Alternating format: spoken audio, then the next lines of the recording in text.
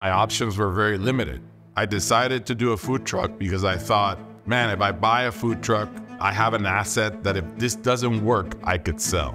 We opened this food truck with not knowing what I was doing. I learned on YouTube. We went through so much struggle. I thought my life was over.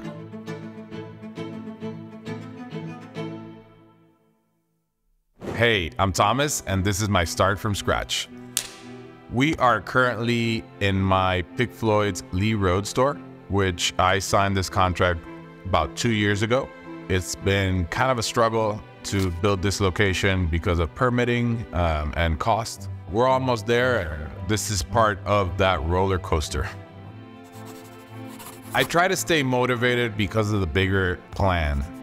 I've had a plan for the last 5 years to expand my concept to 50 units. I carry a check that I have written to myself that will be the value ultimately of when I sell the company. And that motivates me a lot to just keep on the daily struggle of being an entrepreneur. Sometimes when I get demotivated, one of the things I do is I go to the private airport there on Colonial Drive, and I sit and I watch airplanes take off, just because there's a lot of opportunity I feel in the fact that somebody has been able to make it and to afford a private jet and fly wherever they want to go and have that luxury of being flexible with their lives and doing whatever they want.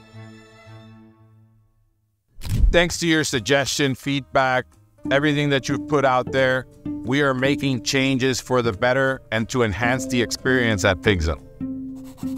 The one thing that will lead to success in the restaurant business is building the right team and being human resources. I mean, this is all about people. I think it's very important that we all realize that without other people, your success will not happen. We are in a business where people don't want to stay for the rest of their life. While they are joining us in the adventure, we try to do what's best for the team to feel good and motivated to do this on a daily basis, because this could be a little boring. It could be quite repetitive. So we have to build some sort of excitement and try to keep it going.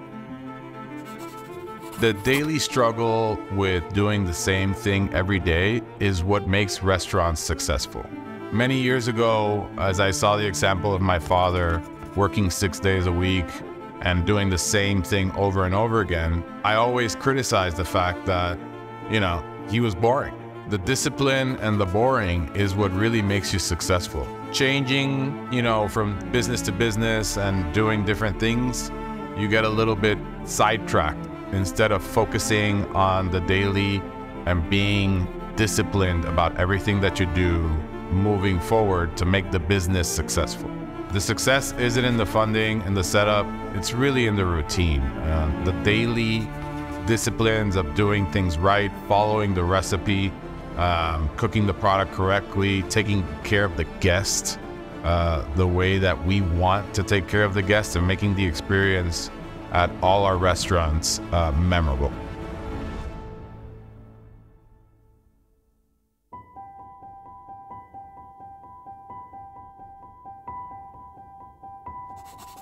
It's really important to put yourself out there. There's a lot of people that unfortunately are in this business that are kind of quiet, introspective, talk to people, tell everybody your message. When I go into elevators, I ask people if they like barbecue or pizza, and I share the name of the restaurant. I talk about the restaurant all the time. I talk about the brand. You need to be out there putting the word out. Nobody's gonna do it for you. It's your concept, it's your brand.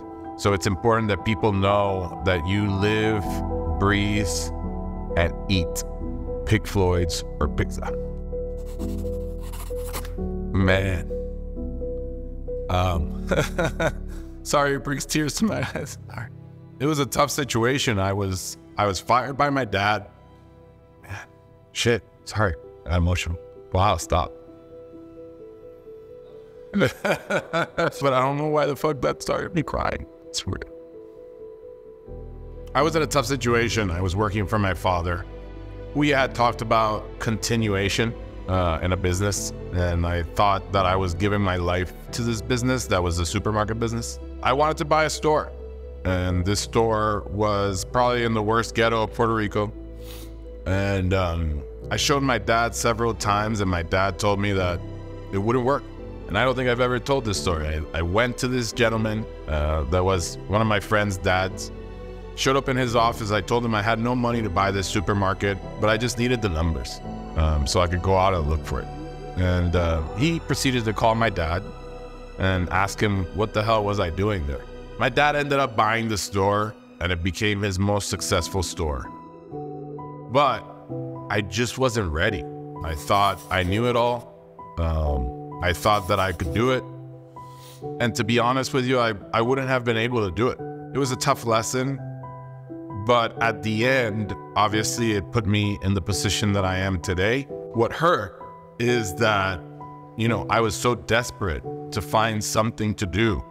I had not been accepted to Rollins graduate school, so my options were very limited. And I decided to do a food truck because I thought, man, if I buy a food truck, I have an asset that if this doesn't work, I could sell. It was so tough because I had to call 5 or 6 friends to lend me each money.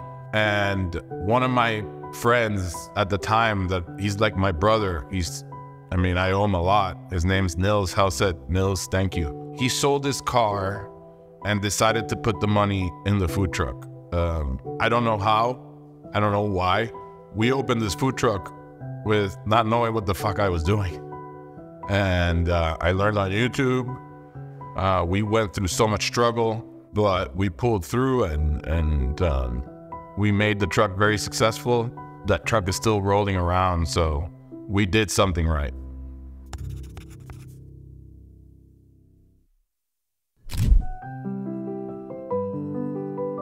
Man, if I had to start from scratch tomorrow, fuck, I don't know what I would do. Well, I think it's very important that you recognize that you get into a business that the cash flow is an everyday thing. I've been in businesses where cash flow is a daily necessity, supermarkets, restaurants, and stuff like that. I like businesses with that sort of cash flow because I think in the other businesses like distribution, which my family was in, when my dad had an ice cream company, there was sometimes that people would owe him about $1 million.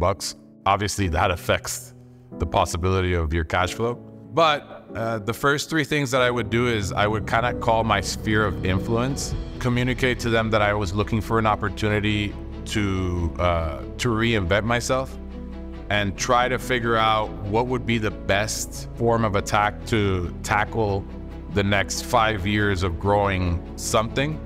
I don't know that I would work for somebody. I would probably avoid that because I've always worked for myself. I would really keep my exercise going because I think that's primarily what you're trying to do in a stressful situation like that, which I've been.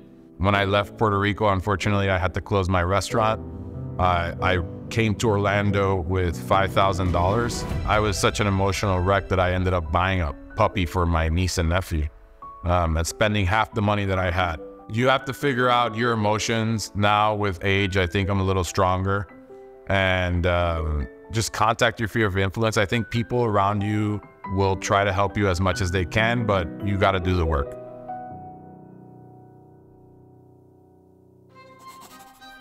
My most memorable advice that I probably didn't take is my dad at the beginning telling me that I have to have financials on a monthly basis, really perfect, really clean, really quick, really everything. He was so about the financials. I remember that at the beginning we spent thousands of dollars trying to set up P&Ls and making sure we had the right CFO to help us with the opening and all that. So I think very important that people realize that financials are the lifeline of your business and you need to become best friends with your P&L. My biggest mistake as an entrepreneur is when success comes around, relying on your ego. To scale, I think the biggest thing that you have to make sure is that I don't have it figured out. I have so much left to figure out.